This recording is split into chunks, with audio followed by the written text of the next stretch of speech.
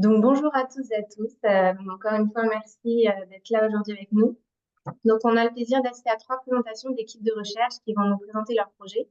Donc, nous allons commencer par Benjamin Cahouette, qui est étudiant à la maîtrise à l'École des sciences de la gestion à Montréal, au département RSE, sous la direction de Marc Purdon, qui est professeur à l'UQAM. Il va nous présenter les résultats de son projet Cartographie de l'économie politique de l'intégration régionale du secteur de l'électricité dans le nord-est du Canada et des États-Unis, qui a eu pour objectif de faire une recherche comparative sur l'économie politique des transitions énergétiques. Nous aurons ensuite la chance d'écouter Martine Vézina et Justine Ballon, qui sont chercheuses à HEC et qui nous présenteront les résultats de recherche de leur projet intitulé Modèle de gouvernance démocratique et participatif en économie sociale et durabilité en économie circulaire, qui est mené en collaboration avec Raphaël Ziegler, membre également du réseau. Et finalement, Anne Fournier, qui est doctorante en sociologie à l'UQAM, nous présentera les résultats préliminaires de son projet intitulé Les petites mains invisibles de l'économie circulaire, enquête sur le travail du tri des déchets au sein des entreprises d'insertion au Québec, qui a été réalisé sous la supervision d'Éric Pinault. Un grand merci à vous trois, vous quatre même, d'être présents aujourd'hui avec nous. Pour les participants, je vous invite à conserver vos questions pour la fin des trois présentations où il y aura une période d'échange et de discussion. Comme ça nous permettra de finir les présentations dans le temps. Je vous souhaite un excellent webinaire et je laisse maintenant la parole à Benjamin. Merci. Euh, alors, je vais pouvoir partager mon écran. Euh, Simplement me confirmer que vous voyez bien mon écran, je Oui, pense. Excellent. Merci de l'invitation d'abord. Mon nom est Benjamin Caillouette. Comme vous l'avez dit, je suis étudiant à la maîtrise en responsabilité sociale et environnementale euh, à l'ESG. Et le projet que je viens présenter aujourd'hui s'intitule Cartographie de l'économie politique de l'intégration régionale du secteur de l'électricité dans le nord-est du Canada et des États-Unis. Ce projet a été fait, en fait, a été dirigé par M. Mark Purdon, professeur à l'ESG et directeur de la chaire sur la décarbonisation de l'UQAM. Ça a été aussi fait en partenariat avec M. Charles Séguin, qui est professeur aussi à l'UQAM, et M. Jonathan Rubin, qui est, pour sa part, professeur à l'Université du Maine. Donc, les objectifs principaux là, de la recherche étaient de faire une étude sur les exportations de l'hydroélectricité du Québec vers New York et la Nouvelle-Angleterre, donc respectivement le New England Clean Energy Connect et le Champlain Hudson Power Express. Pour ce qui est du New England Clean Energy Connect, on en a probablement plus entendu parler, notamment avec le référendum et toutes les implications là, qui ont été présentées dans les médias québécois. Le Champlain Hudson Power Express, que j'appellerai le Chippy dans ma présentation. On en a entendu un peu moins parler, là, mais qui est tout aussi important. On s'est questionné aussi à savoir c'est quoi les coalitions de pouvoir impliquées dans les politiques mises en place dans le domaine de l'énergie. Notre recherche est notamment basée sur le Advocacy Coalition Framework, que pour traduire rapidement, là, c'est une étude qui s'intéresse aux coalitions de causes. Donc, de quelle manière est-ce que certains groupes se mettent ensemble pour former une coalition et défendre ou, si on veut, attaquer un certain sujet. On a aussi établi la théorie que on a vu un changement mondial du paradigme environnemental. Donc, on est passé d'une vision libérale où est-ce que on fait, si on veut, business as usual, on continue à faire des exportations, à faire du libre-échange et le développement environnemental va se faire, si on veut, de manière parallèle à la vision développementale où le développement de certaines technologies plus propres, si on veut, au niveau environnemental, la mise en place de mesures environnementales vient s'imbriquer dans le développement économique. Rapidement, on passe là sur la capacité hydroélectrique du Québec. La capacité totale hydroélectrique, en fait, la capacité totale d'électricité au Québec représente 46 156 mégawattheures et de l'hydroélectricité, on en produit pour 40 661 mégawattheures. Donc, très fortement, on est basé sur l'hydroélectricité. Puis ça représente en fait 186 TWh si on suit aux données de 2002. Ici, il y a une petite différence, là, quand même, une nuance importante à comprendre qui, malheureusement, je ne la comprends pas encore assez bien là, pour l'expliquer facilement, mais il y a une différence entre des mégawattheures et entre des mégawatts et des térawattheures. De ce qu'on comprend là, puis il va falloir que j'aille revoir un ingénieur pour qu'il me réexplique le tout. Les térawattheures représentent l'énergie délivrée durant un certain moment, mais là, à ce moment-là, 1 heure. Euh, Alors que le mégawatt, c'est la capacité possible et totale que le Québec peut produire tout au long d'une certaine période de temps. Au Québec, on représente le réseau le plus important d'énergie en Amérique du Nord, qui représente 34 678 kilomètres. Je vous invite à aller lire un article de Radio-Canada, si je me souviens bien, ce matin, qui présentait le projet de M. Sebia de construire encore plus de lignes électriques et qui mentionnait qu'on allait devoir mobiliser plus de 20% de l'ensemble de la main-d'œuvre ouvrière au Québec pour construire ces nouvelles lignes. C'est pas des petits projets, là. Puis Hydro-Québec, ben, c'est un peu spécial puisque c'est un organisme étatique. Quand je dis spécial, c'est quand on compare aux provinces du Canada ailleurs ou même aux États-Unis. C'est vraiment pas la norme. Hydro-Québec détient 91% des barrages hydroélectriques. L'autre pourcentage, c'est principalement des barrages qu'on a construits, mais qu'on a par la suite vendus à des compagnies privées. Chez Hydro-Québec, il y a trois branches, la production, la transportation et la distribution. Sous Mme Brochu, ces trois branches ont été mises, si on veut, sous le même créneau. Cependant, encore aujourd'hui, c'est de cette manière-là là, qu'on voit la différenciation. Hydro-Québec est évidemment lié à la Révolution tranquille, le concept de maître chez nous. Puis il y a même un contrat social, là, notamment le bloc d'électricité patrimoniale, dans lequel Production Hydro-Québec vend à Distribution Hydro-Québec 165 TWh d'énergie à un prix avantageux. C'est ce fameux prix que les gens ont peur que ce contrat-là social en fait soit brisé, que les prix augmentent.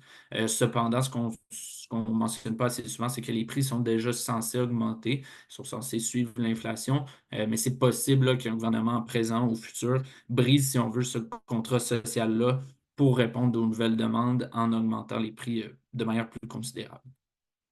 Le contexte institutionnel, ben, au Canada, aux États-Unis, il y a les gouverneurs de la Nouvelle-Angleterre et de plusieurs autres États de l'Est, principalement des États-Unis, avec les premiers ministres de l'Est du Canada, qui ont signé le Regional Climate Action Plan.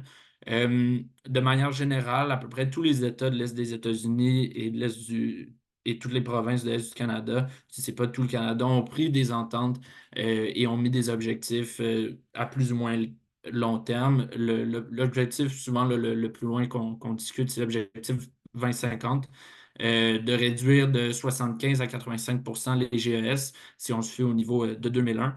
Si on veut, là, ça, c'est le portrait général. Certaines provinces, c'est plus, certaines provinces, c'est moins. Même chose pour les États. Puis il y a aussi le Regional Greenhouse Gas Initiative, qui est très semblable au marché du carbone avec lequel le Québec est lié à la Californie. Il y a des ventes aux enchères de certaines compagnies pour acheter et vendre des droits de polluer, si on veut. Et ce montant total-là baisse au fil des années pour éventuellement baisser considérablement les émissions de GES. Au Québec, on peut penser qu'on est un chef de file en politique environnementale. Donc, c'est ça, on est lié au marché du carbone avec la Californie. On a signé le protocole de Kyoto.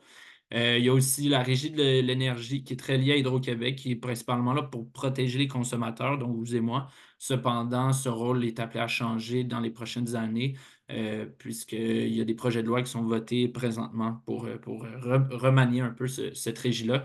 Puis, il y a aussi le super ministère qui a été créé dernièrement, donc un ministère qui défend l'économie, l'innovation et l'énergie. Vous comprendrez que quand un ministre comme M. Fitzgibbon va parler à la Chambre du commerce de Montréal et dit qu'il aimerait que le Québec devienne un chef de file au niveau environnemental, tout en développant des nouvelles industries, tout en réduisant ses GES. C'est des objectifs qui sont assez ambitieux, mais qui sont difficilement compatibles entre eux. Donc, c'est tout ça qui est un peu plus complexe à démêler. Pour ce qui est de la Nouvelle-Angleterre, ben, le Massachusetts, dans lequel il y a Boston principalement, et si on veut, l'instigateur de tous ces projets-là, donc le New England Clean Energy Connect, qui a été lancé, si on veut, en 2008 avec un appel d'offres. Puis dans le Maine, c'est plus le Maine Public Utilities Commission qui a été important. C'est notamment à cet endroit-là qu'on a vu des gens témoigner pour ou contre ce projet-là. À New York, c'est autant la ville que l'État qui a été impliqué avec des lois, notamment le Climate Leadership and Community Protection Act et le Local Law 97, qui lui est plus à l'État de la ville de New York. NYSERDA, Research and Development Authority à New York, a été très important. Et le Public Service Commission, qui est comparable, si on veut, au Maine Public Utilities Commission, c'est deux entités comparables. Quelques indicateurs liés aux politiques environnementales dans les différentes juridictions. Ce que je trouve intéressant, principalement comparé, c'est les émissions de gaz à effet de serre. Puis là, on a les données pour 2021.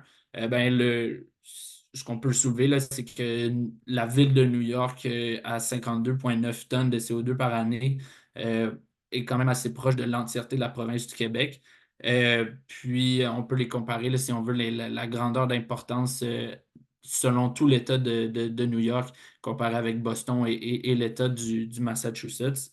Ce qui est aussi intéressant, là, on a les objectifs de réduction, mais on a aussi le prix auquel l'énergie est vendue. Donc, disons, si au Québec, ça nous coûte 3 cents du kilowattheure et qu'on le vend aux Québécois, aux Québécoises à 10 cents, ben là, on a une marge de profit, si on veut, de 7 sous.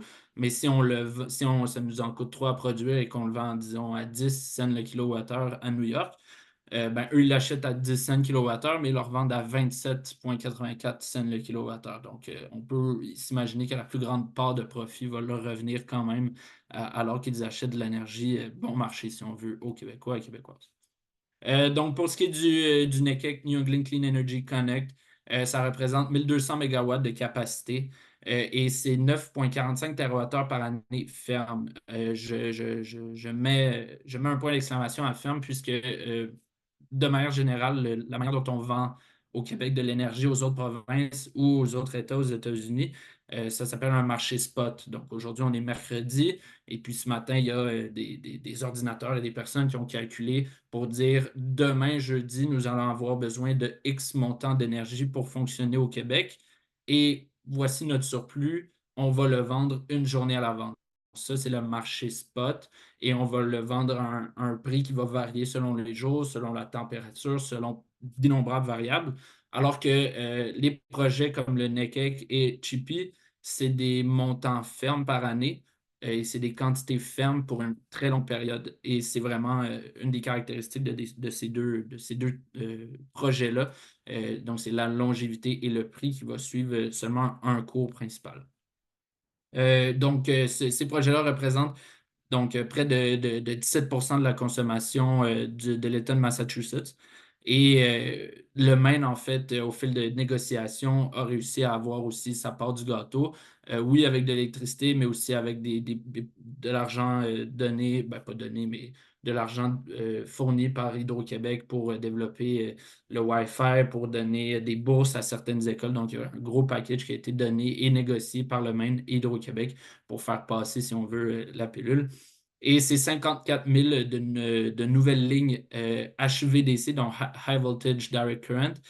Ça, c'est important de le comprendre aussi, puisque ça représente, imaginez-vous, un tube et il va y avoir de l'électricité qui va y passer de manière constante. Donc, ici, on est plus habitué à un réseau alternatif. Donc, si mon ampoule est fermée, il n'y a pas de courant qui passe.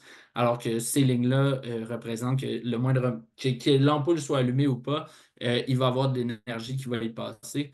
Et donc, c'est à eux, en fait, de trouver à qui ils vont envoyer cette énergie-là pour ne pas la perdre. Le projet a été initié en 2017, mais la construction a débuté tout récemment, notamment suite à des contestations au niveau judiciaire. Euh, c'est un projet, par exemple, qui remplace le Norton Pass, qui a été refusé finalement par le New Hampshire en 2018. Et voici donc ces fameux membres là, de coalition pour et contre le NECEC. Ce qui est ici intéressant de soulever, c'est les gens qui ont été contre le NECEC, donc des groupes comme le Natural Resources Council of Maine, qui sont quasi étatiques, qui ont été liés en fait avec des organismes comme Next Era Energy, Vistra Energy et Calpine. Donc ici, on n'a jamais la preuve concrète, là, on n'a pas trouvé un mémo là, secret entre les deux, mais ces groupes-là se sont liés pour dépenser des millions et des millions de dollars pour s'opposer à ce projet-là. Cependant, ce qu'il faut savoir, c'est que NextEra Energy, Vistra Energy et Calpine sont des organismes privés qui vendent principalement de l'énergie de gaz naturel. Et eux, ils ont réalisé que ben, si un projet d'hydroélectricité québécois vient sur leur territoire, ben, eux, ils perdent leurs clients. Et il va y avoir, selon eux, une compétition déloyale avec de l'énergie plus accessible qui vient sur leur territoire. Évidemment, avec ce projet-là, il y a eu tous les recours légaux et c'est finalement la Cour suprême du Maine qui a établi que le référendum pour s'opposer à ce projet-là était finalement inconstitutionnel. Donc, la Cour n'a pas dit oui, ce projet-là est bon ou il n'est pas bon. Elle a tout simplement dit que le référendum qui s'opposait à ce projet-là était tout simplement inconstitutionnel. Pour ce qui est de Chippy, donc encore une fois, c'est 10,5 TWh par année ferme, 1250 MWh de capacité. C'est un projet qui a été initié beaucoup plus tôt, donc en 2010. Encore une fois, l'idée, c'est d'apporter de l'énergie en zone J. Donc, vous voyez la ville de New York qui se trouve au bas du graphique. Une zone J aux États-Unis, ça veut dire que c'est un endroit densément peuplé, mais qui n'a pas nécessairement l'espace géographique pour recevoir des infrastructures telles un barrage hydroélectrique. Donc, l'idée est toujours de prendre de l'énergie ailleurs et l'envoyer à ces endroits-là. C'est ce que Chippy fait. Puis, ce qu'on a réalisé, c'est que ce projet-là n'a pas eu nécessairement autant de contestation, puisqu'il a été lié au Clean Path New York, qui, lui, en fait, est un projet fait par New York pour New York. On parle ici d'énergie éolienne, solaire, ainsi que de capacité pompée. Et puis tout ça, c'est fait par New York pour des New-Yorkais, autant au niveau de la ville que de l'État. Et disons, la pilule est passée un peu mieux. Il y a pas eu de contestation nationaliste, puisque les gens ont vu que bah, ben, c'est lié à un projet qui est fait par nous, pour nous. Donc, on l'accepte un peu plus facilement. Et c'est important de mentionner que une grande partie de ce projet-là, le Chippy, les lignes de distribution d'énergie sont sous l'eau, donc on ne les voit même pas. Ici, donc voici, on présente encore une fois les coalitions pour et contre. Peut-être intéressant de mentionner que Riverkeeper est un organisme soutenu par M. Kennedy, fils, qui se présente comme si on veut la troisième voie au présidentiel américaine. Euh, Simple fait, là, juste ici. Un autre fait intéressant soulevé avec ce projet-là, c'est la fermeture de Indian Point, qui est une centrale nucléaire qu'il y avait à New York City, qui a été fermée, avait en fait la promesse d'être fermée pour donner accès à de l'énergie plus sécuritaire, si on veut, à des endroits plus défavorisés dans New York City. Cependant, cette centrale-là a été fermée un peu trop tôt et il y a eu un effet rebond. Les gens se sont tournés vers le gaz naturel et non vers l'énergie renouvelable, éolien, solaire et Chippy. Et la qualité de l'air n'a jamais été aussi pire que dans ces régions-là de la ville depuis la fermeture de Endpoint. Et il y a toute l'idée là, du surplus d'énergie au Québec. Ça fait des dizaines et des dizaines d'années qu'il y a un paradigme qui dit qu'au Québec, on a des surplus d'énergie. On avait encore la même idée lorsqu'on a fait le plan 2017-2026. Cependant, 3 ans plus tard, on a constaté que les surplus disparaissaient d'ici 2026. Et au niveau de l'énergie, là, 2026, donc c'est demain matin, là. Donc, nous n'avons plus vraiment de surplus énergétique. Il faut sortir de ce discours-là. Il y a aussi, et ce discours-là, ce changement de discours-là se fait aussi avec des changements de dirigeants. Donc, on a vu plusieurs dirigeants avant Mme Brochu être changés. Ils avaient franchi un certain moment dans leur carrière chez Hydro-Québec qui ont été changés. Mme Brochu, qui était un peu plus contestataire, elle a réussi à passer 3 ans, mais là, on est de retour avec monsieur, ben, pas de retour, mais monsieur Sebia maintenant, qui est dirigeant d'Hydro-Québec. Et ces plans sont en concordance avec le gouvernement actuel. Ça va être intéressant de voir, il va rester combien de temps. Et où sont passés ces surplus? Ben, en fait, les prévisions ont changé. On a besoin de plus en plus d'énergie. La demande ne cesse d'augmenter. On va pouvoir bien le voir ici, là, en l'espace de 3 ans, on a besoin de 12,5 TWh. En 2022, on a découvert, si on veut, qu'on en avait besoin de 25. Donc, on a plus que doublé la demande ou la prévision de demande, si on veut. Qu'est-ce qui peut expliquer cette hausse de demande? Ben, le Québec et le Canada répondent aux demandes liées au IRA, donc Inflation Reduction Act, qui est l'acte le plus important au niveau environnemental jamais signé aux États-Unis. Et par exemple, certaines filières, notamment la filière batterie au Québec, ne cessent de demander plus d'argent, plus d'énergie. Depuis 2022, ça représente 4,1 milliards de financement, autant au niveau fédéral que provincial. Et la grande recherche du Québec pour les prochaines années, c'est de trouver, si on veut les créer, 60 TWh d'ici 2035 et de presque doubler, en fait, de plus que doubler la production énergétique d'ici 2050. Cependant, où est-ce qu'on va trouver cette énergie-là? Est-ce que c'est à l'aide de nouveaux barrages? Est-ce que c'est à l'aide de l'efficacité énergétique de nos maisons, de nos immeubles? Est-ce que c'est en important plus d'énergie? Est-ce que c'est en renégociant un Churchill Falls 2.0? Donc, tout ça, c'est des données à essayer de comprendre, à essayer de voir. Cependant, il faut vraiment sortir de notre tête l'idée que ça va être facile. Ça va demander beaucoup, beaucoup de sacrifices possibles. Mais ça, je veux pas, c'est pas une question d'être alarmiste, c'est peut-être une question d'être plus réaliste. Et donc, en conclusion, on a effectivement trouvé qu'à certains endroits, les coalitions impliquées dans les politiques énergétiques sont dirigées par des organismes nationaux et régionaux qui avaient des intérêts divergents ou convergents avec la coopération extrafrontalière, donc un petit peu un sentiment nationaliste qui est venu s'installer dans certaines coalitions. Certains groupes aussi ont été plus efficaces pour saboter, si on veut, des positions pro, des positions anti. Euh, Notamment le nationalisme économique qu'on aurait pu voir avec un projet comme Chippy. Les gens auraient pu dire on ne veut pas d'énergie d'ailleurs que locale. Cependant, ça a été lié à CleanPath New York. Nombreux autres facteurs sont considérés, notamment dans le Maine, Central Maine Power, qui est l'organisme avec lequel Hydro-Québec fait affaire, a été voté, ben, ça fait plusieurs années d'affilée qu'ils sont votés comme l'organisme avec le moins bon service à la clientèle de tout le pays des États-Unis. Et puis, c'est aussi un organisme qui est contrôlé par une firme espagnole. Donc, les gens sont encore plus réticents à avoir un projet qui va renflouer les coffres d'un organisme qui est à l'extérieur du pays. Les délais, notamment qui ont été causés avec le référendum pour NECEC, ont fait en sorte que le projet va coûter beaucoup plus cher que prévu. Il y a eu une énorme hausse d'inflation. La technologie qui est développée a perdu son pouvoir, a perdu son effet d'éclat de la nouveauté. Et alors que pour Chippy à New York, ça leur a profité puisqu'il y a eu l'implantation du IRA qui leur met, si on veut, le vent dans les voiles. Et pour le Québec, c'est un problème plus que complexe. Donc, c'est divers avis, divers experts. C'est un problème en études politiques qu'on appelle OECID, donc qui est absolument presque impossible à comprendre en entièreté et presque impossible à résoudre. Ça ne se résume jamais à une seule phrase.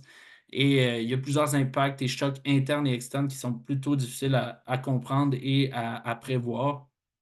On parle ici là, de changement de dirigeants, l'IRA, le développement de nouvelles technologies. Donc, je vous invite à suivre ce genre de projet-là si vous désirez, dans mon mémoire, si je peux le terminer un jour dans la prochaine année. Je vais notamment parler de ces projets-là, mais aussi des relations avec le Québec, avec les autres provinces, notamment l'Ontario et la Nouvelle-Écosse et le Nouveau-Brunswick. Donc, je vous remercie pour votre écoute et je remercie aussi le réseau de recherche en économie circulaire du Québec pour leur financement et leur support. Merci. Bah, merci Benjamin pour ta présentation. Un sujet complexe mais très intéressant. Je laisse maintenant la parole à Martine et Justine.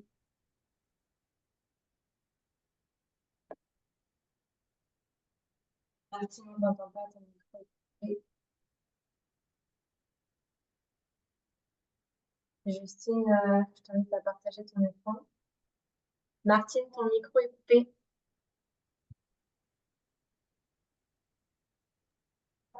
Et là, maintenant? Oui, c'est bon. Parfait. Merci. Pardon. Un petit moment. Là, j'ai perdu ma présentation. Attendez. Bonjour tout le monde. Peux-tu juste enlever le, la projection de petite seconde? OK. Attendez.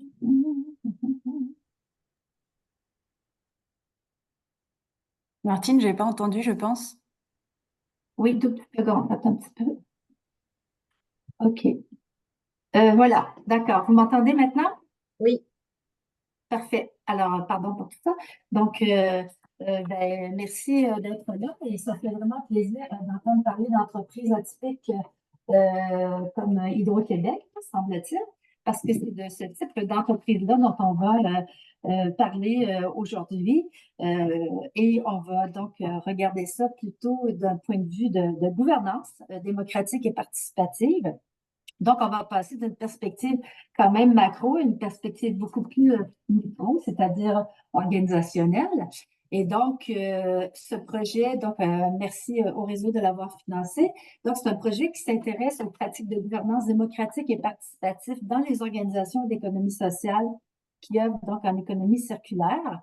Et projet que j'ai piloté en collaboration avec ma collègue Justine Dallon et ma collègue Amélie Artis aussi de Sciences Po Grenoble qui est ici aujourd'hui avec nous. Donc, ce projet qui a été financé par le réseau, mais qui s'inscrit aussi dans un programme de recherche plus large qui est porté par l'axe gouvernance démocratique du réseau international de recherche en économie sociale et économie circulaire, qui porte, lui, sur l'encadrement de l'économie circulaire par l'économie sociale et dont Raphaël Ziegler est le porteur, donc de HEC Montréal, qui est le chercheur principal. Et donc, un réseau qui regroupe une vingtaine de chercheurs provenant d'une quinzaine de pays d'Europe, d'Amérique latine et d'Amérique du Nord.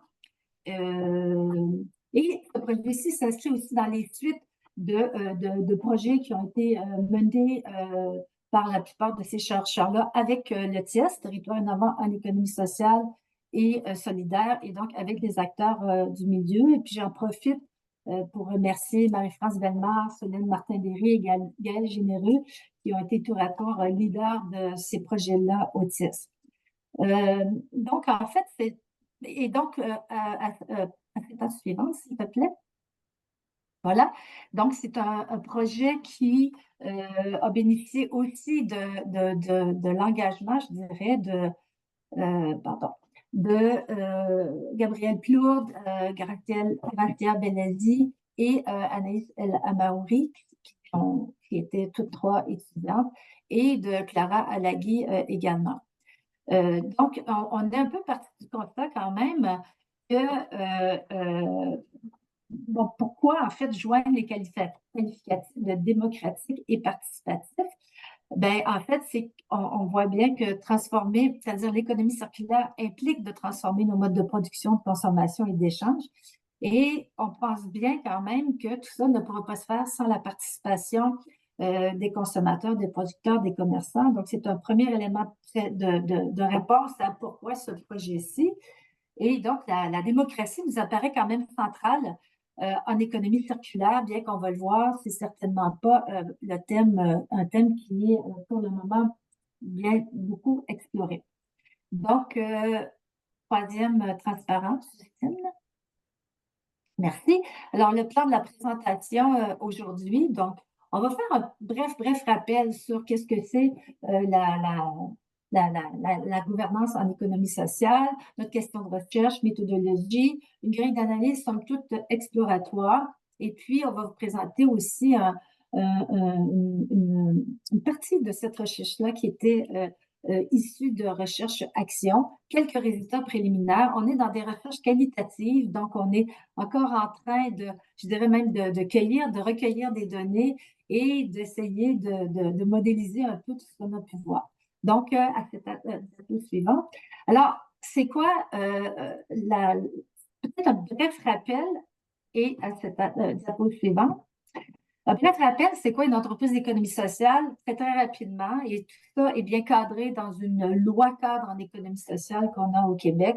Donc, c'est une forme qui va prendre la forme d'une coopérative mutuelle, une association qui va vendre ou échanger des biens et des services et qui a une finalité sociale, ce qui va la distinguer. Cette finalité sociale-là va être, bien entendu, de satisfaire les besoins des membres de la collectivité, mais elle porte une aspiration beaucoup plus large de transformation sociale, ce qu'on va appeler, nous, dans le projet, un projet politique.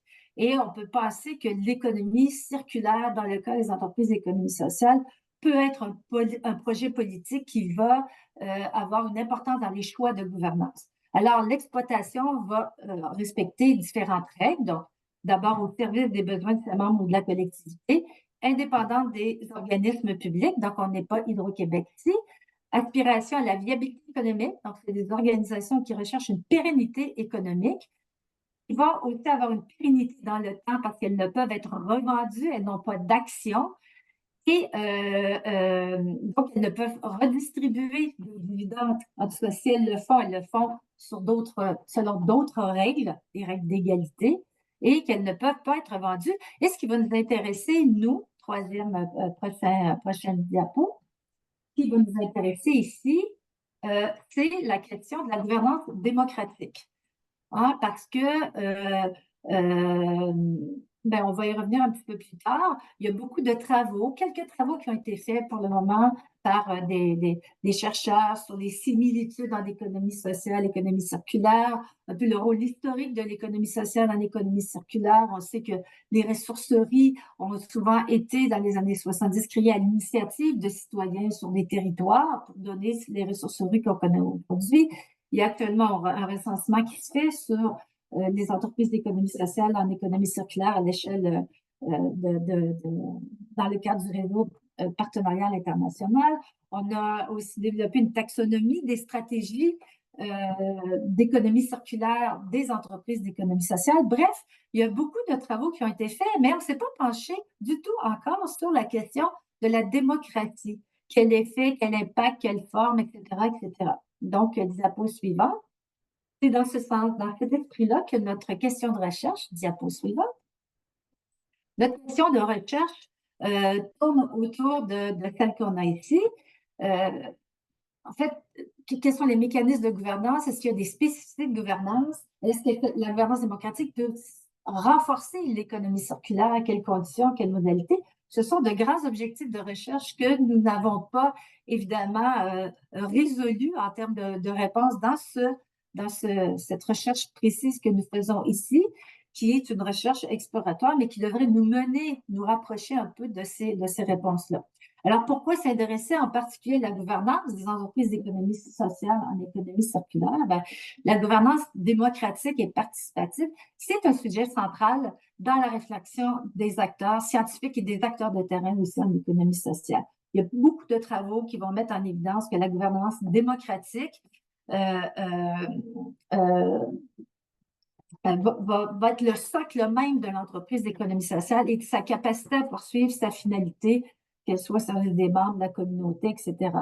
Et on ne va pas se le cacher, les aspirations de transformation sociale que porte l'économie sociale sont souvent mises à mal, du fait qu'elles évoluent dans un environnement économique et souvent institutionnel, réglementaire, qui lui est pas nécessairement favorable, qui lui est même adverse, et qui peut parfois l'attirer vers des solutions un peu plus standards, déjà éprouvées, plus viables économiquement, et qui peuvent constituer une menace donc à sa recherche, aux aspirations qu'elle porte. Donc, la gouvernance démocratique va souvent être vue comme étant au cœur de la spécificité de l'entreprise d'économie sociale et de sa capacité à être le gardien de la mission en ces temps ou ces époques de plus grande menace d'un environnement, je dirais, externe qui lui est plutôt défavorable.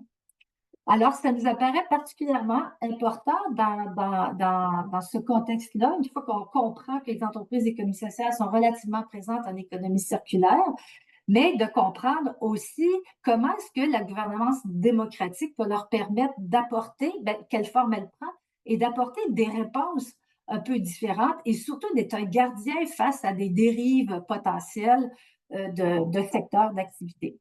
Alors, diapo suivante et je laisse la parole à Justine. Alors, comment on a fait pour répondre à ces questions qu'on se posait? D'abord, il faut peut-être préciser que, donc Martine l'a un peu dit, mais il y avait tout un tas de réflexions qui sont nées de projets précédents, mais aussi d'expériences, de réflexions pratiques. C'est ce qui nous a amené à choisir plutôt une approche abductive qui nous semblait davantage correspondre et répondre aux enjeux de cette recherche exploratoire. Alors, l'approche abductive, elle est un petit peu moins connue, mais ce qui est intéressant, c'est que c'est un processus itératif qui va de découverte, qui va prendre la forme de cycles entre expérience et réflexion et qui va être encadré par le triptyque induction, abduction, déduction. Donc, je m'appuie ici sur la brousse. Donc, ça va être un ordonnancement de séquences logiques qui va engendrer un mouvement de va-et-vient sous forme de boucle récursive, comme le montre ce schéma issu d'un projet de thèse en BD, qui articule ces boucles entre théorie et pratique. Donc, au cours de cette recherche, il y a des nouvelles découvertes qui ont été introduites progressivement venant de la pratique à la base, aussi de recherches qui ont été faites, la revue de littérature, de l'enquête qualitative, ensuite retour vers le début d'un façonnage de cadrage d'analyse, et puis l'université éphémère qui a été un espace pour échanger entre acteurs et chercheurs sur cette question de la gouvernance démocratique. Je vais avoir l'occasion d'y revenir. Et donc ça nous a permis d'introduire progressivement des découvertes pour enrichir l'ensemble des idées et de notre analyse, pour essayer aussi de trianguler nos données. Donc vous avez un petit schéma qui synthétise un peu le déroulé temporel de ces différentes phases. Et plus concrètement, l'enquête de terrain, auprès de qui nous l'avons fait? Donc, elle a pris la forme d'une étude de cas multiple auprès de 6 entreprises d'économie sociale et circulaire. Alors, on a choisi des organisations qui s'inscrivent dans une perspective de transformation sociale, qui cherchent aussi à transformer les comportements institués, mais ce qui peut aussi causer des contraintes. Elles s'inscrivent aussi dans une approche plutôt d'économie circulaire, on va dire plutôt forte. Donc, on a choisi de pas se focaliser sur un statut, mais d'analyser plusieurs types de statuts, des OBNL, entreprises d'insertion, coopératives de travailleurs. Toutes présentent plusieurs formes de membership et puis elles réfléchissent activement à cette question de la participation dans la démocratie. Donc, à droite, vous avez les différents cas auprès de qui on a réalisé cette enquête. Juste dire, Martine, qu'on a la moitié du temps, donc je pense qu'il faudrait passer Oui, peut-être oui, au oui, schéma. Donc je oui, passe. tout à fait, tout à fait.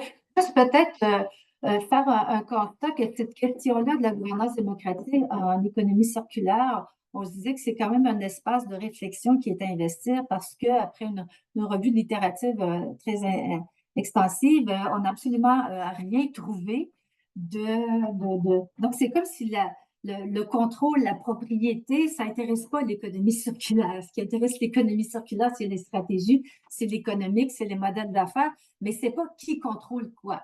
Et ça nous apparaît important dans la mesure où l'économie circulaire trouve des enjeux de transformation sociale, de changement de comportement, etc. Donc, faisant ce constat-là et partant un peu, peut-être, oui, bon, peut-être nous montrer un OK. Donc, ça nous a amené à développer cette petite matrice ici autour des 2 dimensions, dans le fond, de notre étude, sur donc, à l'horizontale, les stratégies de circularité plutôt amont ou aval, et sur l'axe vertical, des gouvernances, donc des modèles de gouvernance plus ou moins inclusifs, participatifs, ou plutôt exclusifs et plutôt de nature représentative. On pourra revenir sur les raisons pour lesquelles on a choisi on a choisi, disons, ces continuums-là. Mais si tu veux nous amener à la diapo suivante. Après, donc, on a identifié à partir de l'enquête de terrain, donc non pas de l'université éphémère, de l'enquête de terrain, 3 grands types. Donc, diapo suivante, s'il vous plaît. 3 grands types de configuration de gouvernance des entreprises d'économie sociale en économie circulaire. Donc, certaines où le projet politique est vraiment le cœur de la gouvernance. Transparent, diapo suivante. Voilà. Et donc, aller un peu rapidement quand même, où dans le fond, la question de la gouvernance formelle est très peu abordée, pertinente, c'est diffus, c'est très diffus. Donc, la propriété, le contrôle, c'est très diffus, et où c'est non formalisé, et ça nous montre en fait que ce qui est porté par le collectif, c'est pas tellement de savoir qui va contrôler quoi, mais c'est vraiment la mission, le projet politique d'économie circulaire qui est au cœur de comment on va prendre les décisions, par où on va aller, etc., etc.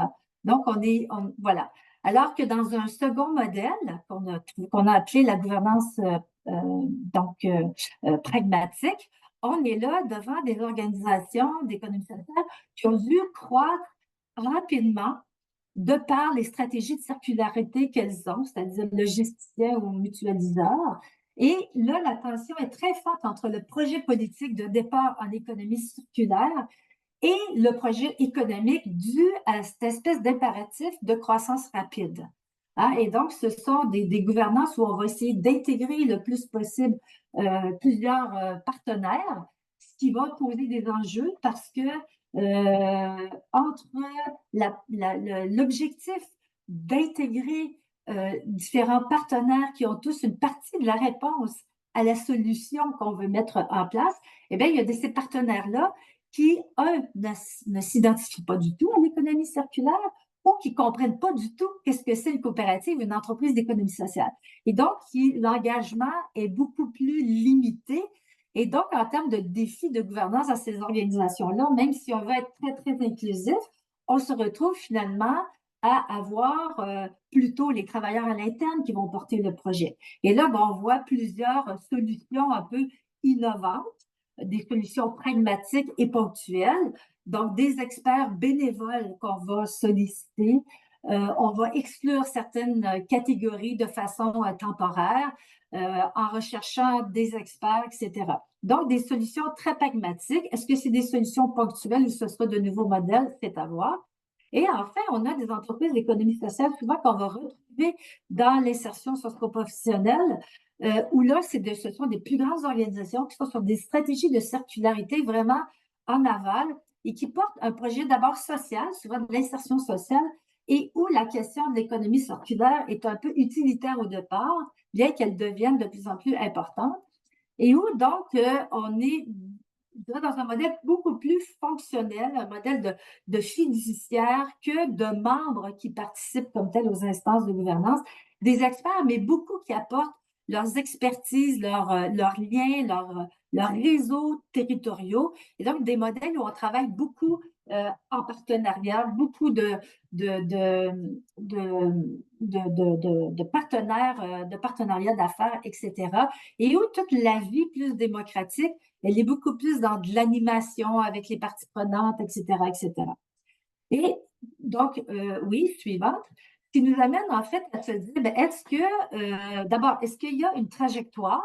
On aurait dû mettre des petits points d'intérêt. Est-ce qu'il y a une trajectoire entre le projet politique qui devient plus pragmatique et qui finalement devient plus partenarial, d'une part? D'autre part, est-ce que notre grille, elle est pertinente? Est-ce qu'on retrouve aussi, disons, d'autres modèles qui seraient dans les cadrans en haut à droite ou en bas à gauche? Des questions qui nous restent à poser et peut-être que l'Université FMA nous apportera quelques réponses. Donc, je te laisse, Justine, nous parler un peu de l'autre volet de la recherche, donc enquête par entrevue, et l'autre volet de la recherche qui est beaucoup plus de recherche-action. Alors, comme il reste que 2 minutes, je vais être assez rapide pour qu'on ait un petit temps aussi pour conclure. Dans cette idée d'approche abductive, à partir de cette première matrice qu'on pourrait dire, on a eu besoin après cette enquête qualitative, cette première partie d'entretien, on a eu besoin d'échanger avec les acteurs. Donc, on a organisé à l'automne une université éphémère autour de comment on peut inclure tous les membres ou pas, quels membres, comment susciter la participation, comment faire de façon démocratique. Alors, donc, qu'est-ce que c'est que les universités éphémères? C'est un outil qui est issu de l'éducation populaire, de pratiques de recherche-action ancrées en économie sociale, qui se présente comme un temps de réflexion collective qui va rassembler des personnes qui sont concernées par le sujet, qui sont experts de vécu ou experts scientifiques, qui vont tous ensemble se rassembler pour réfléchir, discuter, problématiser, construire aussi des compréhensions croisées, issues d'expériences, issues de savoirs. À quoi ça sert? C'est pour nourrir les pratiques et savoirs de tous et toutes, C'est propice à la réflexivité du fait de la diversité des regards. Puis le pari, c'est de construire des expériences, des savoirs partagés en vue de mieux comprendre un sujet. Donc ça a été créé par la Manufacture Coopérative, qui est une coopérative de recherche-action basée en France. Les objectifs de cette UE en particulier, c'était de créer un espace d'échange convivial qui soit favorable à l'ouverture d'un débat, notamment sur l'importance de considérer le sujet de la gouvernance démocratique et participative, mais aussi d'envisager des pistes d'action, des suggestions, voire des premiers résultats. Ça a été aussi l'occasion de présenter nos premiers résultats exploratoires, notamment cette matrice. Donc ici, c'est le programme rapidement, comment ça se déroule l'université éphémère. C'est sur une journée et demie.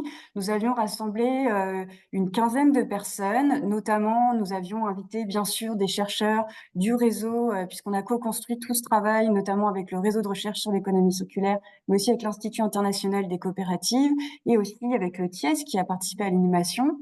Et donc le programme, c'est en fait on va chausser plusieurs, enfin pas chausser, mais prendre différentes casquettes, toutes les personnes qui sont présentes. Au début, on commence par la posture d'acteur, d'actrice pour faire état et comprendre les pratiques, explorer les besoins, repérer les freins.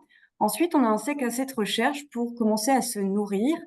Et puis ensuite, on va prendre la posture de chercheur. Et là, j'insiste, c'est pas que les chercheurs qui vont prendre cette posture pour prendre du recul, s'interroger sur les concepts pertinents, qu'est-ce qui existe, c'est quoi l'état de la littérature, qu'est-ce qui manquerait.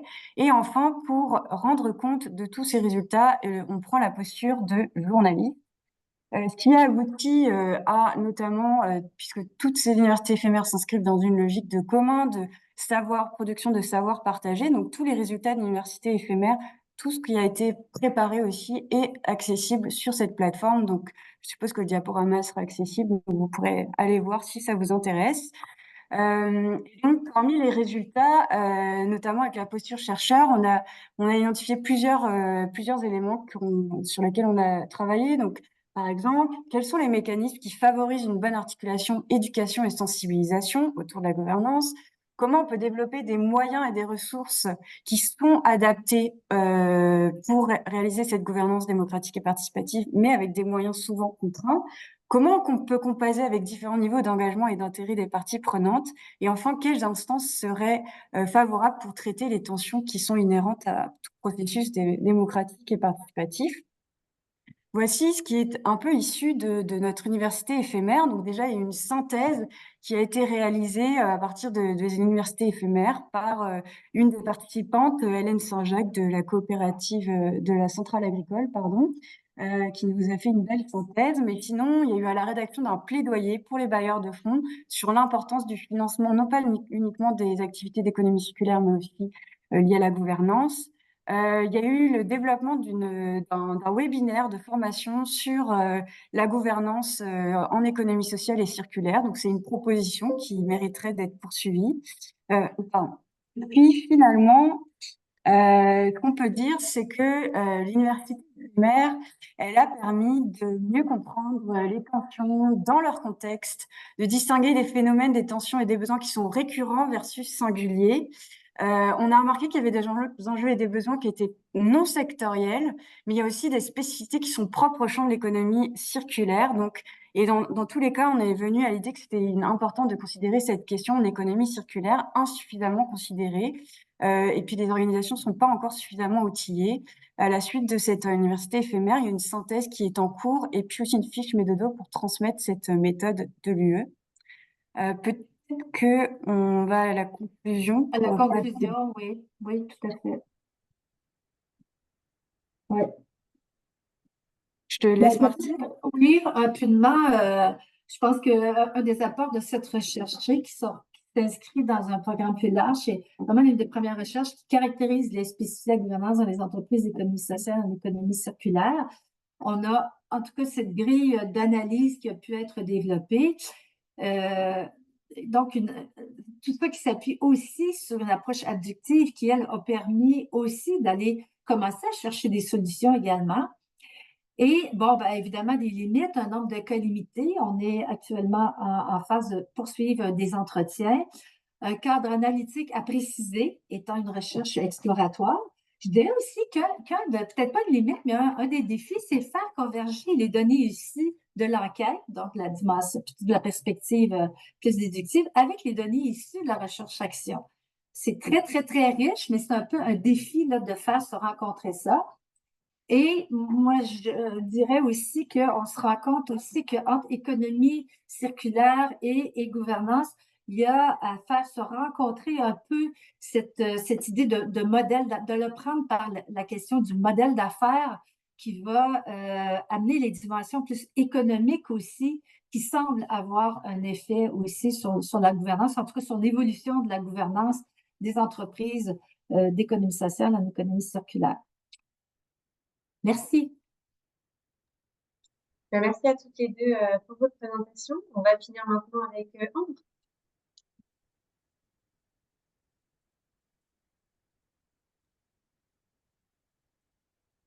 Partager mon écran. Oups.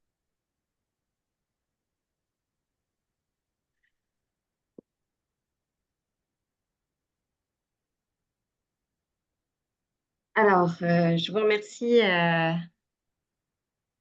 Alors, je vais commencer par remercier déjà le réseau en économie circulaire pour son financement. Je ne sais pas si vous voyez bien mon écran. C'est bon de mon côté. OK, très bien. Donc, mon projet s'intitule Enquête sur les petites mains invisibles de l'économie circulaire. Quand j'avais fait la demande au réseau en économie circulaire, je l'avais orienté vers les entreprises d'insertion. Mais en fait, je pars quand même d'une perspective plus large. Voilà, j'aimerais quand même atteindre aussi le secteur privé dans ma recherche, qui va peut-être faire une comparaison.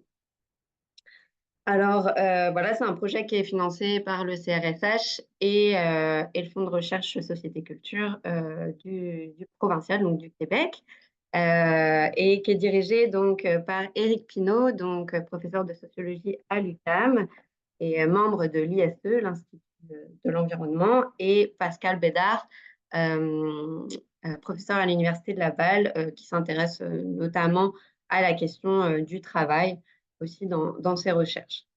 Alors, je pars avec deux images. Bon, bah, vous voyez l'image du mythe de Sisyphe et l'autre image, hein, un collier de perles détaché. Pourquoi? Ça fait référence à au collier de perles en fait, de Georges Scorogen. Il se servait de cette métaphore en fait, pour parler de la question de l'entropie. Et l'entropie qui est en fait la dissipation de l'énergie que Georges Scorogen va appliquer à la matière. Donc, je mets ces deux images sur la table parce que ce sont deux images importantes qui m'ont inspirée dans ma recherche et peut-être qu'au fil de ma présentation, vous allez comprendre un peu pourquoi. Alors, moi, je ne vais pas vous parler de stratégie à proprement parler parce que je suis en sociologie, donc je n'ai pas de stratégie à vous proposer. Mais la sociologie, ça consiste tout d'abord à comprendre qu'est-ce qui se passe ici, hein, comme disait Goffman, donc pas du coup forcément à savoir comment on transforme la société, forcément, mais plutôt d'abord, avant de comprendre comment il faut transformer la société, il faut parfois faire un état des lieux de ce qu'elle est aujourd'hui. Donc c'est un peu de cette manière que je me situe. Alors, avant de commencer, et sans vouloir trop parler de moi, je pense que c'est quand même important de toujours mentionner d'où on parle, hein, quand on entame ce type de recherche, surtout quand on entame une recherche qui va peut-être nous amener à être en contact avec des personnes plus marginalisées de la société. Donc moi, j'ai été étudiante à la maîtrise en innovation sociale à HEC Montréal. Dans le cadre de cette maîtrise, j'ai publié un ouvrage sur le revenu de base et je le mentionne ici parce que c'est ça qui m'a amenée à vouloir m'intéresser à la question du recyclage, mais surtout à la question du travail. C'est quand j'ai fait un peu d'éducation populaire sur la question de revenu de base, à chaque fois revenait toujours cette fameuse question, hein, mais c'est qui va faire le sale boulot? Hein, si on a un revenu de base, si on a une société un peu plus égalitaire, c'est qui va faire le sale boulot? Et je trouvais que c'était intéressant de se poser la question, finalement, c'est quoi le sale boulot? Qui le fait? Et voilà, dans ces discours sur la transition socio-écologique et ces discours sur l'économie circulaire, finalement, on n'en parle pas beaucoup. Voilà, de ces tâches ingrates, voilà, d'un point de vue symbolique. C'est pas une question qu'on met beaucoup sur la table. J'ai eu une expérience dans le communautaire auprès des personnes en situation de handicap, ce qui a aussi peut-être probablement teinté un peu ma recherche, puisque vous allez le voir au Québec notamment, hein, c'est beaucoup les entreprises adaptées qui prennent en charge le recyclage.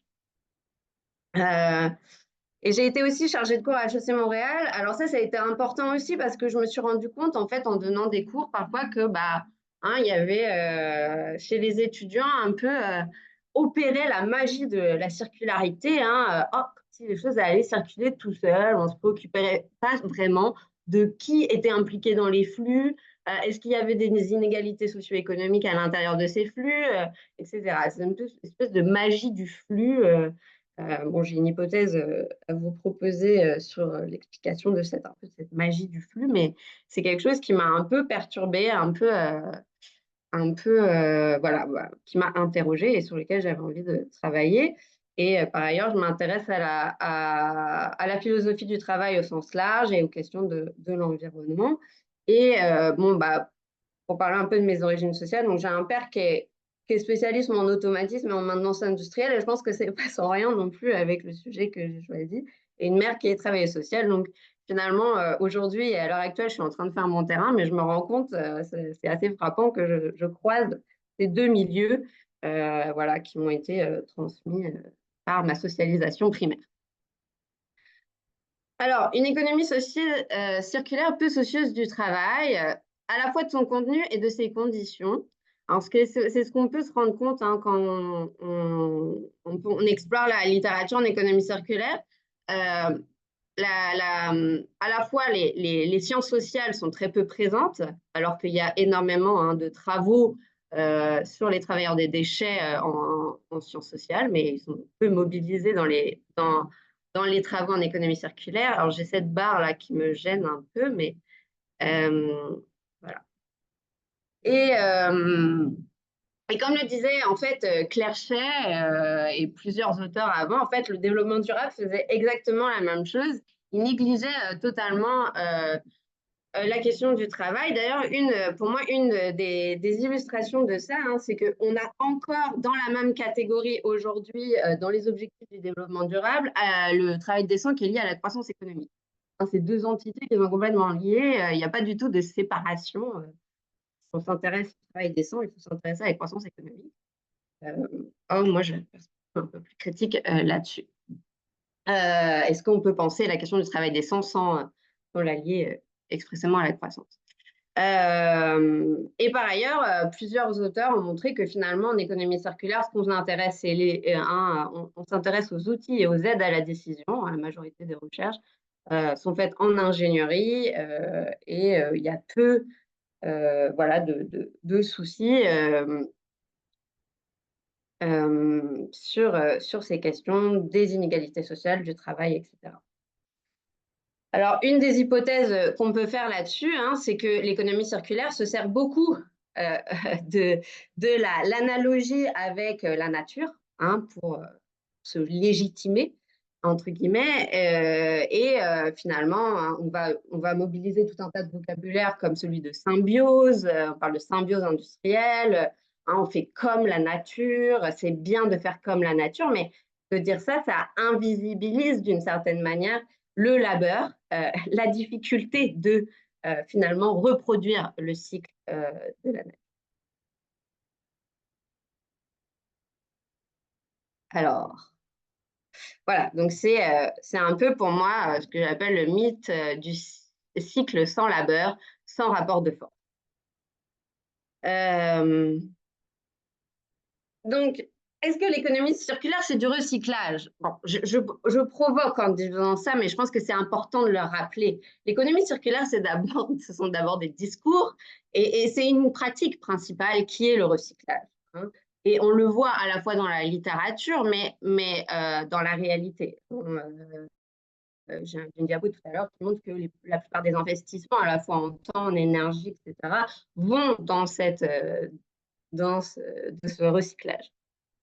Et le recyclage, en fait, il y a ce qu'on pourrait, avec Marx, nommer le fétichisme de la matière recyclable, c'est que le recyclage, pour nous, c'est vraiment quelque chose de, voilà, c'est dans la propriété de la matière. Hein, cette matière est recyclable, allez, je la mets aux poubelles.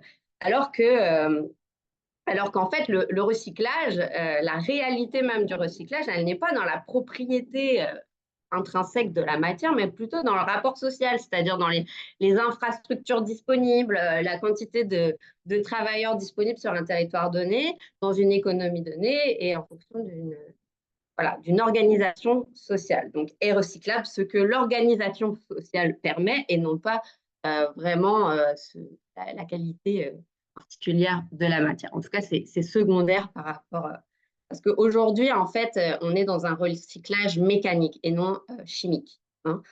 Or, toutes les innovations, on met beaucoup l'accent sur les caractéristiques chimiques de la matière, mais en fait, le recyclage, c'est d'abord une activité expressément mécanique. Donc voilà pour vous montrer. Donc ça vient de réseau en économie circulaire. Donc voilà, montrer que voilà, on met beaucoup l'accent, non pas sur l'entretien et la réparation, mais sur le recyclage. Alors ma problématique, elle paraît un peu étrange. C'est une problématique un peu sociologique. C'est en fait, mais c'est quoi recycler finalement? C'est quoi ce mot? C'est quoi? Ça vient d'où? C'est quoi le travail du recyclage? Voilà, et essayer de pas avoir de raconter une autre histoire que celle qui est communément admise sur le recyclage. Alors, c'est ce que j'essaye de faire, alors à la fois sur le plan historique, mais aussi, voilà, là, actuellement dans mon terrain, donc j'étais vraiment les mains dans les déchets, si on veut, et j'aime les appeler comme ça et non les appeler de la matière, parce que c'est clairement des déchets tente de trier, mais sur le convoyeur du tapis, c'est un amas de matière éparse, distincte du déchet. Alors, la question des emplois verts, hein, qui est une question voilà, qui va peut-être sûrement préoccuper un peu l'économie circulaire de manière, quand elle le mentionne, c'est souvent de manière très quantitative. En fait, il faut savoir, d'après le rapport de Envirocompétences, il y a énormément d'emplois verts qui sont des emplois peu qualifiés. C'est une des premières choses qu'il faut dire. L'emploi de trieur, notamment celui qui m'intéresse plus particulièrement, c'est un emploi en demande actuellement dans la société québécoise. Et ce sont beaucoup d'emplois qui sont présents dans l'économie sociale. Ça, je source des études qui ont été faites en Europe. Et c'est quelque chose qui est un peu mis en avant dans les débats. Et peut-être d'un point de vue un peu fonctionnaliste, ça serait intéressant de se demander, mais pourquoi ce sont finalement des emplois voilà, en insertion, des emplois aidés qui sont dans ce secteur-là, hein, d'un point de vue un peu critique. C'est intéressant de se demander, mais finalement, qui permet réellement la circularité de la matière? Alors, faut savoir que, avant la crise, ce qu'on appelle la crise du recyclage, donc avant 2018, hein, il y avait 55% du recyclage québécois qui était envoyé à l'étranger. Donc, on ne peut pas penser le recyclage sans penser la division internationale du travail. Vous avez en Asie du Sud-Est beaucoup, en fait, le prix du plastique. Vous avez l'électronique beaucoup plus au Ghana, en Afrique, les vêtements aussi en Afrique. Bon, il y a une division spatiale du recyclage et chaque pays quasiment une forme de spécialité, pays en développement. Il y a une énorme littérature en sciences sociales là-dessus, sur ce travail informel, sur la pollution que ça génère, etc. Mais il y a très peu finalement de littérature sur le recyclage qui est fait dans les pays du Nord, et c'est à ça que ma recherche veut contribuer. Vous pouvez. Alors, voilà. Alors, le recyclage, c'est sûr que c'est une activité qui est plus intense en capital qu'en travail. Hein, ça demande beaucoup d'investissement en capital et moins en travail. Alors, c'est un peu curieux de s'intéresser à ce secteur quand on s'intéresse au travail. Mais Mais il faut savoir que, en fait, le travail humain, malgré tout, et encore aujourd'hui énormément, augmente énormément la qualité du recyclage. Alors, je m'excuse, il y a des travaux à côté de chez moi. Si vous m'entendez pas, dites-le moi. Voilà, en fait, il y a l'activité de purification de la matière, c'est intéressant d'employer ce mot-là, hein, de purification de la matière, elle nécessite encore des petites mains invisibles qui sont sur la chaîne et qui récupèrent ou enlèvent en fait des matières qui sont envoyées au centre de tri, qui risquent soit de mettre le feu carrément au centre de tri, c'est ce qui m'est arrivé hier, ou alors bloquer la machine, ou elle récupère de la matière pour que celle-ci soit recircularisée. Donc, il y a des petites mains et ces petites mains sont réellement essentielles. Actuellement, les centres de tri vont se multiplier, hein. C'est sûr qu'on veut relocaliser le recyclage, justement, notamment à cause de cette crise. La Chine a décidé de plus recycler le plastique. En tout cas, mais elle accepte encore le papier, elle accepte encore d'autres matières, hein. C'est pas seulement, c'est au niveau du plastique qu'elle a mis le haut là, mais elle reçoit encore beaucoup du papier québécois notamment. Alors, j'en étais où? Et puis, par ailleurs, dans certains rapports, on peut trouver des phrases comme l'automatisation est extrêmement au recrutement à l'étranger.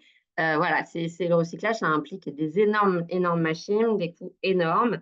Et en fait, ce n'est pas une activité qui a une forte valeur ajoutée. Donc, c'est bien d'avoir des petites mains pour le faire. Et voilà, c'est bien d'aller recruter des personnes à l'étranger pour faire cette activité. Et puis, Llorente et Vincent disent que, en fait, c'est dans ce secteur-là qu'il y a le taux de rémunération, de productivité et d'investissement global qui est quand même, en fait, largement inférieur au secteur un peu, aux autres secteurs. Donc, c'est quelque chose qu'il faut mettre de l'avant. Alors, j'ai mis l'image du Mechanical Turk ici pour montrer que même quand vous êtes dans un centre de tri, vous avez vraiment l'impression d'être dans la machine. C'est vraiment, vous êtes dans la machine. Et en fait, la machine invisibilise totalement le travailleur qui est à l'intérieur. Parce que, en fait, la plupart des gens, quand j'ai présenté mon rapport de recherche, m'ont dit, mais non, mais c'est déjà automatisé ces trucs-là, il n'y a pas besoin de travailleurs. Donc, il y a un peu un mythe aussi du progrès technique qui est présent dans nos têtes. Voilà, donc c'est aussi un travail qui est peu reconnu, hein. Quand on est au plus près des poubelles, on est souvent invisibilisé par le fait même d'être au plus près des poubelles, au plus près de la matière détritique, au plus près d'eux. Le déchet, alors c'est une catégorie qui est poreuse, c'est une catégorie sur laquelle il faut réfléchir, hein, parce que là j'ai mis deux images, donc une image d'un archéologue qui finalement déterre le déchet historique et qui est une profession relativement valorisée, et puis là l'éboueur, donc on peut mettre le trieur, mais qui lui est au plus près de la matière et qui est une profession dans en fait la division morale de ce que Hughes appelle la division morale du travail, une profession peu valorisée. Par ailleurs, le déchet, et la production de déchets, c'est un phénomène social qu'il faut comprendre de manière sociale. Il n'y a pas d'essence aux déchets.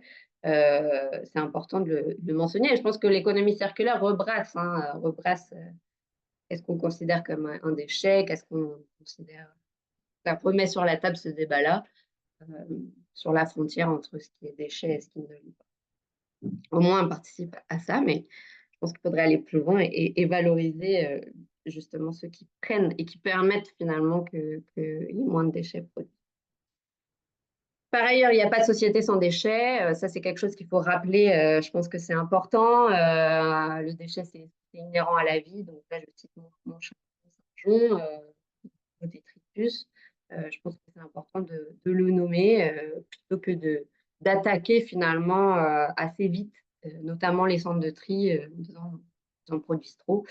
En fait, c'est une question qu'il faut qu'on se pose plus collectivement. Voilà, donc pour aller rapidement, peut-être j'ai dépassé mon temps, comme je ne vous vois pas, c'est un peu difficile. Donc il y a 24 centres de tri au Québec qui sont distincts par à la fois leur tonnage et puis leur structure juridique.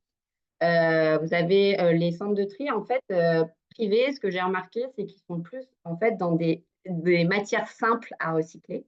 Ce que j'entends par matière simple, en fait, c'est les matières issues des industries. Donc, souvent, c'est de la matière assez qui est, bon, voilà, on va purifier un peu la couleur, si on veut, mais ce n'est pas une matière complexe à recycler, alors que la matière provenant du municipal, c'est une matière très, très, très, très complexe à trier. Et aujourd'hui, en fait, c'est la plupart des organismes en économie sociale qui sont impliqués là-dedans ou des organismes publics.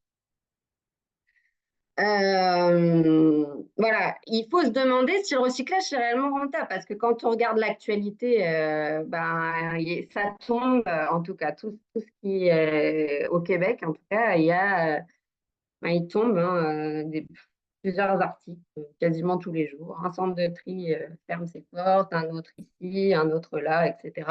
Donc, je pense que d'un point de vue de l'accumulation du capital, il faut se poser cette question, est-ce que le recyclage est une activité rentable?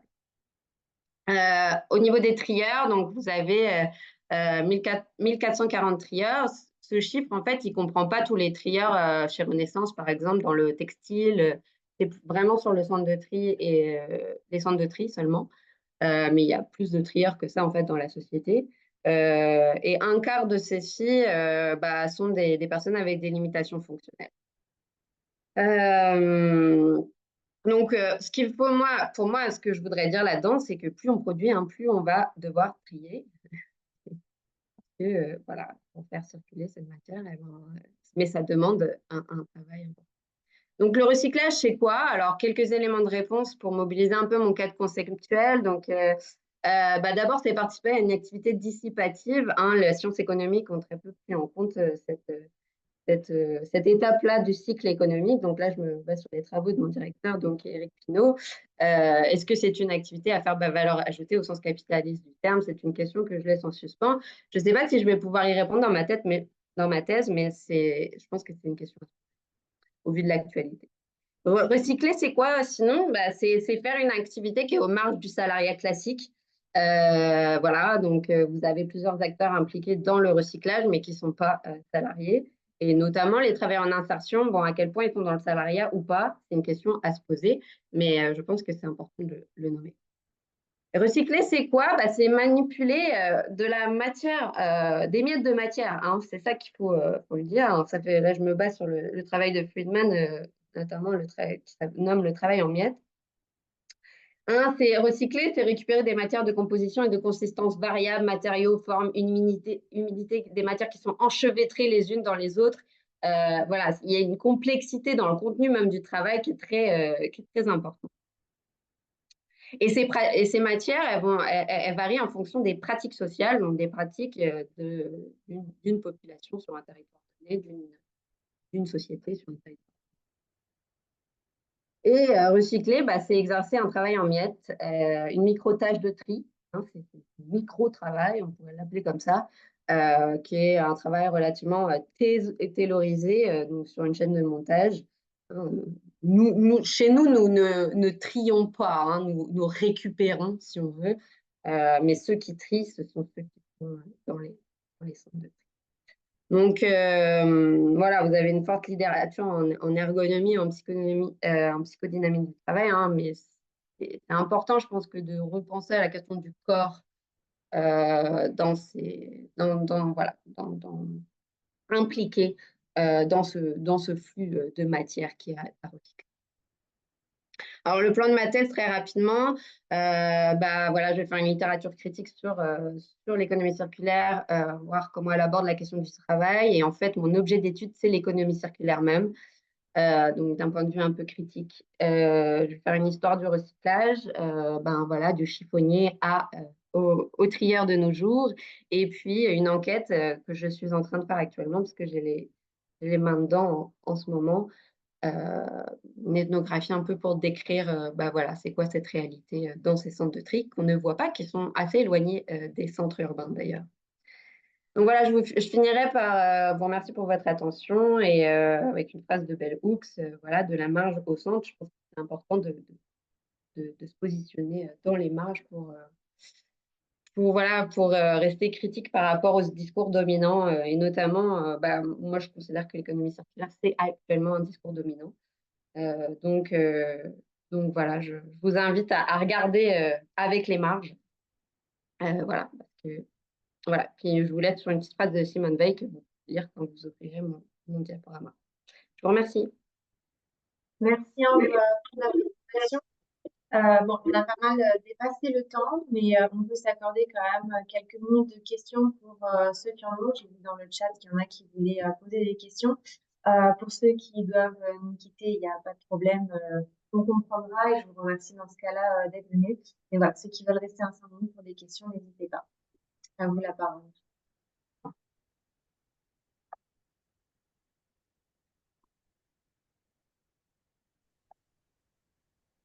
Pas de questions? Il y a une question de Martine dans le chat, ouais. Ah, j'ai pas vu. Allez-y, Martine. J'allais la poser, je pensais qu'on la... Bref, merci Benjamin, merci Ambre. Ambre, j'aurais une question. Tu sais, tu as commencé, puis je l'ai posé un peu dans le chat, mais je ne sais pas précis. Il y a eu des travaux plus au sud sur cette question du rapport au travail, dans le tri, etc. Tu pars avec quoi comme constat, hypothèse qui pourrait... En quoi tu penses que ça va être différent, regarder ça au nord? Est-ce que ça justifie des théories un peu différentes? C'est un peu plus encadré ici. J'aimerais un peu savoir si tu pars un peu de ce qu'on sait, de ce qui s'est écrit au sud, ou tu as besoin d'un autre cadre pour aborder au nord cette question-là. Parce que c'est peut-être plus vital au sud qu'au nord pour les populations, mais peut-être que non, mais... Oui, tout à la matière recyclable est un peu... On pourrait considérer les amas de déchets comme la mine du pauvre, si on veut, dans les pays du Sud. Mais il y a même des bouquins écrits là-dessus, hein, sur Rubbish belongs the poor, hein, à qui appartiennent les déchets. Là, il y a actuellement un enjeu sur la propriété même de la question relative aux déchets. Mais la différence, en fait, c'est le degré d'industrialisation. Je pense principal donc, de l'apport en capital. Dans les pays du Sud, c'est beaucoup un travail qui est artisanal. Mais du coup, en fait, ce qui est assez curieux, c'est que ça donne un travail de qualité qui est extrêmement polluant pour à la fois l'humain qui le fait, mais aussi pour la nature. Mais par contre, il y a un taux de recyclage qui est fort, en fait. Alors que dans les pays du Nord, c'est un travail qui est très taylorisé, industrialisé. Moi, déjà, c'est dans le procès de travail c'est complètement différent. Et oui, voilà, on a un peu. Mais ce sont toutes deux, ce sont les marges qui opèrent, sont les plus précarisées, si on veut, qui opèrent dans les deux cas. Donc, voilà. Justine? Merci beaucoup pour les présentations. Merci Ambre pour ta présentation. J'ai trouvé ça chouette de pouvoir t'écouter plus amplement présenter tes travaux. Moi, j'avais une question. Je sais pas à quel point elle est pertinente, mais j'ai la manière dont tu abordes le travail. Je comprends que la question des rapports sociaux, elle t'intéresse. Et je me demandais si c'était quelque chose que tu creusais. Et je me demandais si c'était le cas. Quels étaient, j'ai l'impression qu'il y en a plusieurs, les rapports sociaux qui déterminaient ce travail du recyclage. Et je me demandais, par exemple, le rapport à la nature qui est spécifique, qu'on a construit, bien sûr, le rapport capital-travail, le rapport de genre, et aussi en lien avec la machine, parce que notre rapport aux déchets, il a évolué aussi, donc j'imagine que tu reviendras dessus, mais et d'ailleurs, dans certaines encore aujourd'hui, dans une partie notamment des fermes plus traditionnelles et qui le sont restées dans les pays occidentaux, on continue de valoriser énormément toutes les matières. On essaie toujours d'avoir, voilà, de faire ses propres conserves, etc. Et bref, et de eux-mêmes traiter les déchets. Donc voilà, j'avais un peu toutes ces questions-là. Je sais pas dans quelle mesure tu les abordes et aussi comment dans ton enquête. Ouais. Je pense qu'il faut absolument, et je ne l'ai pas fait dans ma présentation, distinguer le recyclage du réemploi. Moi, je pense qu'il y a une confusion totale entre ces deux termes. Je pense que le recyclage, en fait, c'est une activité industrielle. C'est le chiffonnier même, en tant qu'acteur de ce recyclage, le premier acteur du recyclage, c'est un marchand de déchets, si on veut. Alors que le réemploi, même dans le rapport au travail, on n'est pas sur de la matière. On est dans un autre, on s'explique, ça a des mots, on met des mots sur qu'est-ce qu'on va recycler, etc. Et je n'ai pas encore tout à fait clair sur ma distinction là-dessus, mais pour moi, il y a une distinction même phénoménologique dans le rapport à qu'est-ce qu'on remet dans le cycle. Est-ce qu'on remet de la matière au sens recyclage ou est-ce qu'on remet une carotte, je sais pas, un objet, une tasse? Est-ce qu'on la répare, cette tasse, etc. Elle a un mot même. C'est pas une matière, c'est un mot. Donc ça, c'est assez abstrait, mais je pense que c'est réellement important parce que les couturières réparent une robe. Elles réparent pas de la matière, c'est ça que je veux dire. Bref. Euh, les rapports de genre, donc ça c'est intéressant. Donc plusieurs études ont montré que dans l'usine, bon bah il y a une division genrée du travail. Les femmes sont plutôt au poste de minutie, des tâches très fines. Alors il faut savoir que quand on fait du recyclage, bah, faut avoir un œil de lynx. C'est complètement fou. Euh, c'est fou à quel point les gens ont une vue incroyable. Et en fait, les femmes sont plus sur les activités de minutie, alors que les hommes vont être au prêtris. Donc, le prêtris, c'est l'étape avant que la matière entre dans la machine et pour enlever les énormes choses donc, je sais pas, des planches de bois, par exemple, ou des trucs qui risquent de briser la machine. Donc, ça, c'est ce rapport social. Après, il y a un rapport clairement un peu racial aussi, mais j'ai pas de données statistiques là-dessus. C'est juste que ce que j'observe, ce que je peux observer, voilà, ce que j'ai pu observer dans une organisation, voilà, il y a ce rapport-là. Il y a, et je pense que et cette question de la marginalité, je pense qu'elle se retrouve aussi à toutes les échelles, même chez les gestionnaires. Il y a peut-être voilà, une marginalité, c'est une hypothèse que je fais, dans le parcours professionnel. Donc voilà. On avait une question de Iman au tout début de la rencontre, il me semble. Ah, Oui, vas-y. Iman? oui. Oui, vas-y, tu peux poser ta question. Caméra. Vous m'entendez? Oui, oui, on t'entend. Est-ce que tu nous Caméra. entends? Non. Le difficulté de caméra. On ne te voit pas, mais on t'entend, donc tu peux quand même poser ta question si tu veux.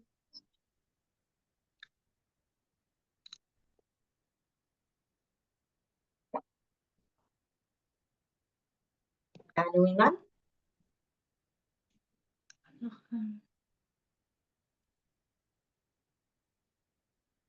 Iman, tu m'entends?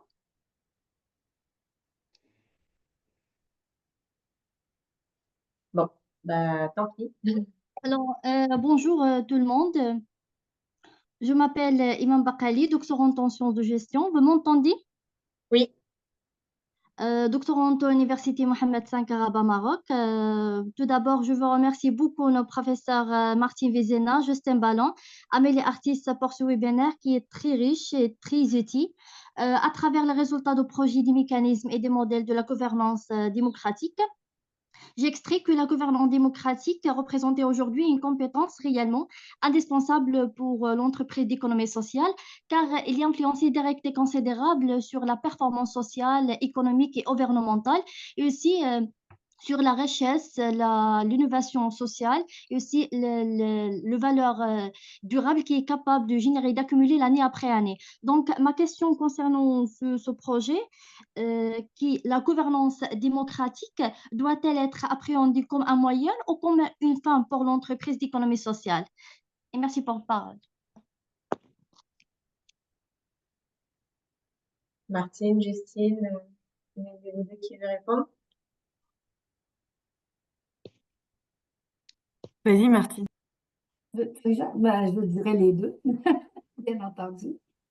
C'est un moyen, comme on l'a mentionné, de s'assurer que les solutions vont correspondre ne vont pas générer plus d'exclusion qu'autre chose. Puis, peut-être qu'on peut revenir justement à ces entreprises d'insertion qui étaient notre groupe de gouvernance un peu territorial, puis je vais aller quand même assez vite. C'est vrai que les petites mains ne sont pas dans les structures de gouvernance. Et c'est un constat quand même qui est important. Est-ce que ça ne devrait pas l'être plus? Est-ce que ce serait différent les conditions de travail si les petites mains étaient intégrées dans la structure? Donc, ça peut être un moyen, mais je pense que c'est une fin en soi aussi. En tout cas, je dirais dans la perspective de l'économie sociale, c'est de participer à la démocratisation de nos sociétés. Donc, c'est une fin aussi en soi que une démocratisation de l'économie et non pas qu'un moyen pour inclure davantage, mais démocratiser davantage nos économies, nos sociétés, faire en sorte que peut-être qu'on n'ait plus besoin de tri parce que on aura collectivement des organisations et des consommateurs, des producteurs, etc., qui vont avoir une perspective différente sur l'environnement, l'écologie, la consommation, etc., etc. Mais l'économie sociale porte une vision, une aspiration de démocratisation de l'économie aussi, pas seulement une démocratisation au service d'un projet économique, social spécifique. C'est ce que je dirais a priori. C'est la question des aspirations. Oui.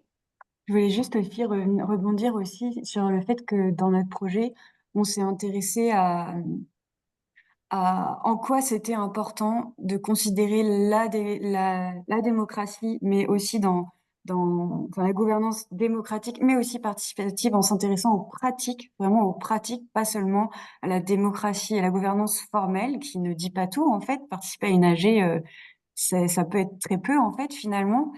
Et donc d'essayer d'aller plus loin, de voir en quoi c'était un enjeu de penser ça pour l'économie circulaire dans une perspective peut-être d'économie circulaire forte, et qu'il y avait des changements de pratiques profonds qui étaient nécessaires, mais même de transformation de notre modèle économique qu'il fallait penser.